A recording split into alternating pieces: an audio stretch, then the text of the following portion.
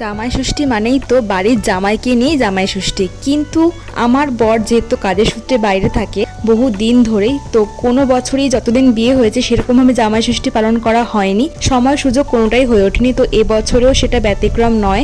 কোথাও গিয়ে আমারও একটু খারাপ লাগা কাজ করছিল। সবার বাড়িতে বাড়ির জামাই এসেছে, সবার বর এসেছে, কত আনন্দ হই হুল্লোড় করে সবাই জামাই ষষ্ঠী পালন করছে, খাওয়া দাওয়া করছে, জামাইরা টাইম স্পেন্ড করছে ফ্যামিলি মেম্বারদের সঙ্গে। তো কোথাও গিয়ে সেটা আমি মিস করছিলাম।